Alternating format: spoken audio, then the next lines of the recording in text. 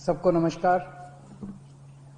पिछले महीने जब दिल्ली में बहुत तेजी से कोरोना के केसेस बढ़ने लगे और हम सब देख रहे हैं कि ये वाली कोरोना की वेव कितनी खतरनाक है, बहुत ज़्यादा संख्या में इसमें लोग सीरियस हो रहे हैं, अस्पतालों की ज़रूरत पड़ रही है, आईसीयू की ज़रूरत पड़ रही है, काफ़ी ज़्यादा लोगों की मौत भी हो रही है। तो 20 अप्रैल को मजबूरी में हमें दिल्ली में लॉकडाउन लगाना पड़ा था। केसेस लगातार बढ़ते जा रहे थे।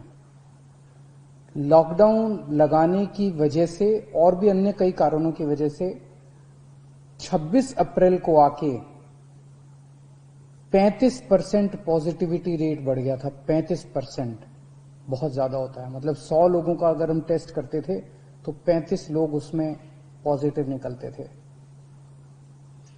26 अप्रैल के बाद से चूंकि लॉकडाउन लगाया था, एक तरह से थोड़ी सी चेन टूटनी चालू हुई थी इसकी कोरोना की।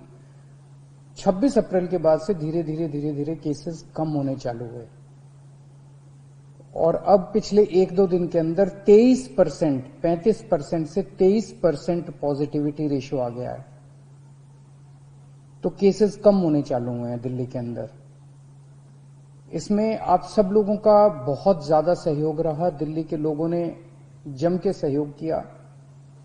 आप लोगों ने लॉकडाउन का पूरी तरह से पालन किया और ये हम सब लोगों की, अपने परिवार की जिंदगी और उनके स्वास्थ्य की बात है। हम कोई भी किसी पे एहसान नहीं करा, हम सबके अपने लोगों के स्वास्थ्य की और जिंदगी की बात है। इस लॉकडाउन के पीरियड को हमने संसाधन, हेल्थ इंफ्रास्ट्रक्चर को और मजबूत करने के लिए इस्तेमाल किया।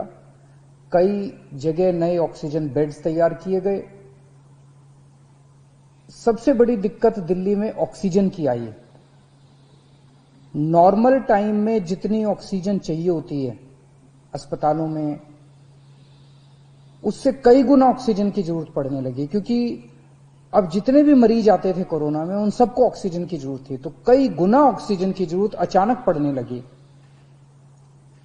पिछले कुछ दिनों में केंद्र सरकार के साथ मिलकर और हाई कोर्ट और सुप्रीम कोर्ट के आदेशों से, केंद्र सरकार के सहयोग से अब ऑक्सीजन की स्थिति दिल्ली के अंदर काफी सुधरी है पिछले कुछ दिनों में। अब इस तरह की बातें सुनने को नहीं मिलती कि इस अस्पताल में 2 घंटे की ऑक्सीजन रह गई, उस अस्पताल में आधे घंटे की ऑक्सीजन रह गई, यहां पे किसी की ऑक्सीजन से मौत हो सकती है। अब इस तरह की बातें सुनने को नहीं मिल रही है।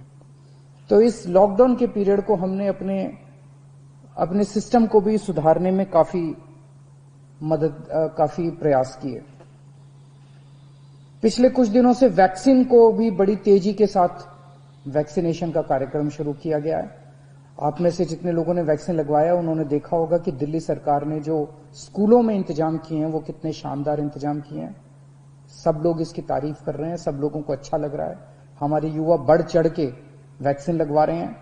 यहां तक कि दिल्ली के आसपास के इलाकों से भी लोग दिल्ली में आके वैक्सीन लगवा रहे हैं।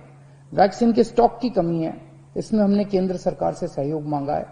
मुझे पूरी उम्मीद है जैसे केंद्र सरकार अन्य बातों पे भी सहयोग करती रही है, इसमें भी हमारा पूरा सहयोग करेगी। पिछले कुछ दिनों में सब लोगों से मेरी बात हुई है, व्यापारियों से, महिलाओं से, युवाओं से, अलग अलग किस्म के लोगों से बात हुई है और सबका यह मानना है कि कोरोना के केस कम तो हुए हैं लेकिन अभी भी बहुत हैं। 23% अभी भी संक्रमण दर है। अभी ढिलाई नहीं दी जा सकती, अभी समय नहीं आया है ढिलाई देने का। तो सबका ये मानना है कि अभी लॉकडाउन को और एक्सटेंड करने की जरूरत है। अभी और इस कड़ाई को अभी थोड़े दिन और बरकरार रखने की जरूरत है, नहीं तो अभी जो हमने हासिल किया वो भी खत्म हो जाएगा। और जैसा मैंने कहा कि ये इतना मुश्किल दौर है, ये वाली वेव इतनी खतरनाक है, इतने लोगों की मौत हो रही है, तो जान है तो जहान है। अगर जिंदगी बचेगी तो बाद में और बहुत कुछ कर लेंगे जिंदगी में। सबसे पहले इस टाइम जिंदगी बचाना है। तो इसीलिए सरकार ने आप सब लोगों के फीडबैक के आधार पे, आप सब लोगों की इसके आधार पे मजबूरीवश अभी 1 हफ्ते का लॉकडाउन और बढ़ाया जा रहा है। कल सुबह 5 बजे ये लॉकडाउन खत्म होना था, लेकिन अब ये अगले सोमवार को 5 बजे तक के, सुबह 5 बजे तक के लिए बढ़ाया जा रहा है और इस बार थोड़ा सा और सख्त किया जा रहा है। कल से दिल्ली के अंदर मेट्रो भी चलना बंद हो जाएंगी। हमारी कोशिश है कि जितना ज्यादा इसको लॉकडाउन को सख्त किया जाएगा उतना तेजी से हम सब लोग कोरोना पे काबू पा पाएंगे। मेरी आप सबसे निवेदन है, जिस तरह से अभी तक आप लोगों ने सरकार का साथ दिया, जिस तरह से अभी तक आप लोगों ने पूरा लॉकडाउन का पालन किया, इसी तरह से आने वाले समय में भी आप सब लोग लॉकडाउन का पालन करेंगे। नमस्कार।